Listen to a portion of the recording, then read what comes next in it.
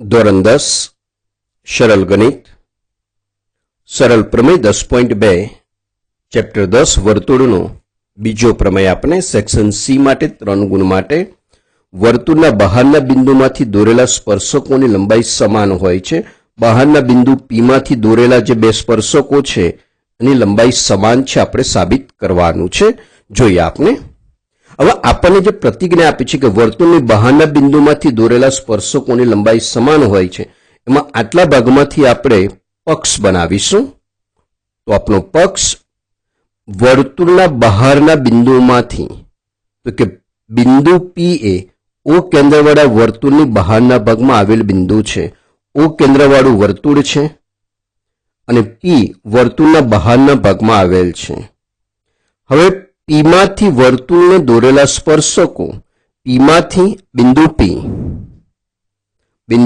પીમાંથી વર્તુળને દોરેલા સ્પર્શકો પીક્યુ અને પીઆર વર્તુળને ક્યુ અને આરમાં સ્પર્શે છે. વર્તુળને ક્યુ અને આરમાં સ્પર્શે છે. તો આ થયો આપણો પક્ષ. જો સમજો અને જાતે લખો. હવે સાધ્ય કઈ રીતે બનાવવાનું તે જોઈએ આપણે. સ્પર્શકોની લંબાઈ સમાન હોય છે તો અહીંયા આપણે સ્પર્શક કયા બે? આપણે બે સ્પર્શક કયા? પીક્યુ અને પીઆર એની લંબાઈ સમાન હોય છે એટલે કે પીક્યુ બરાબર પીઆર. આપણું સાધ્ય બન્યું કે સાધ્ય એટલે આપણે જે સાબિત કરવાનું છે. જોઈએ આપણે સાબિતી. હવે સાબિતી ઓપી ઓક્યુ અને ઓઆર દોરો. તો પહેલામાં પહેલું ઓપી દોરો અને ઓક્યુ ત્રિજ્યા આર ત્રિજ્યા દોરો. હવે બીજો મુદ્દો સ્પર્શક અને ત્રિજ્યા એકબીજાને લંબ હોય છે એટલે કાટખૂણો બનાવે છે. તો એ બાબત આપણે લખી દઈશું.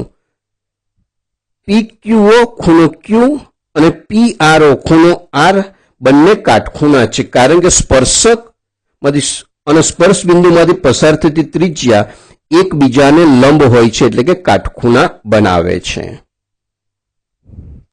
હવે આપણે જોઈએ ત્રિકોણ ઓક્યુપી.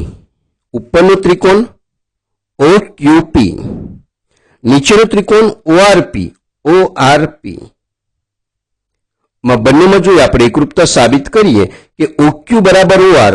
ઓક્યુ અને ઓઆર બંને એક જ વર્તુળની ત્રિજ્યા છે એટલે બંને કેવા હોય? સમાન હોય. ત્યાર પછી સામાન્ય રેખાખંડ ઓપી બરાબર ઓપી બંને ત્રિકોણ માટે ઓપી બરાબર ઓપી એક જ રેખાખંડ. અને ત્રીજું કાટખૂણા ખૂણો ક્યુ બરાબર ખૂણો આર. ખૂણો ક્યુ બરાબર ખૂણો આર બંને કાટખૂણા. પરંતુ આપણે આખું લખીશું આખો ખૂણો કે ભાઈ ખૂણો પી ક્યુઓ બરાબર ખૂણો પી આર ઓ બંને કાટખૂણા છે. તો કાકબા શરત મુજબ ત્રિકોણ ઓ ક્યુ પી એકરૂપ ત્રિકોણ ઓઆરપી થાય. પણ કઈ રીતે? પહેલા એક ત્રિકોણ લખી કાઢી કે ઉપરનો ત્રિકોણ કયો છે? ઓ ક્યુ પી. તો જો ઓ ક્યુ પી હવે એકરૂપ કેવી રીતે લખાય? તો કે 3 ખાલી જગ્યા કરી દેવાની. ચાલો ખૂણો ક્યુ બરાબર શું હતું? ખૂણો આર હતું. તો ક્યુ બીજા સ્થાને છે તો બીજા સ્થાને શું લખાશે? આર લખાશે. ખૂણો ક્યુ બરાબર આર. ક્યુ બીજા સ્થાને તો આર બીજા સ્થાને.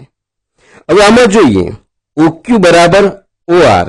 તો ક્યુ બરાબર આર તો આવી ગયું. તો ક્યુ બરાબર આર ને આપણે જો આમ કાઢી નાખીએ તો કોણ રહ્યું? ઓ બરાબર ઓ રહ્યું. ક્યુ બરાબર આર કાઢી નાખીએ આપણે કારણ કે નીચે લખી કાઢ્યું. તો ઓ બરાબર શું રહ્યું? ઓ રહ્યું. તો ઓ પહેલા સ્થાને તો ઓ શું આવ્યું? પહેલા સ્થાને. બીજામાંથી ઓ બરાબર ઓ આવી ગયું તો ઓ બરાબર ઓ કાઢી નાખીએ તો પી બરાબર પી રહ્યું. તો પી ત્રીજા સ્થાને તો પી ત્રીજા સ્થાને એટલે ઓ આર પી. ઓ ક્યુ પી એકરૂપ ઓ આર પી. તો એની સિમ્પ્લિસિટી શું થશે કે ભાઈ સ્પર્શકો સમાન માટે ત્રીજું પીક્યુ. જો પીક્યુ ત્રીજું બીજું તો પીક્યુ આવી ગયું બરાબર ત્રીજું બીજું પીઆર. સ્પેસિફિસિટી સ્પર્શકો કેવા બન્યા? સમાન. PQ બરાબર PR. અહીં સાબિત થાય છે કે વર્તુળને બહારના બિંદુમાંથી દોરેલા સ્પર્શકોની લંબાઈ સમાન હોય છે. તો જુઓ, જાતે સમજો અને પ્રમેય બંને તમને વિડીયો આપ્યા છે, બંને વિડીયોમાંથી સમજીને લખવા પ્રયત્ન કરો. પરીક્ષામાં આપણે છૂટવા તો ન જ જોઈએ. કાંઈ પણ મુશ્કેલી હોય, સરળ ડિજિટલ એજ્યુકેશન હંમેશા આપની સાથે છે.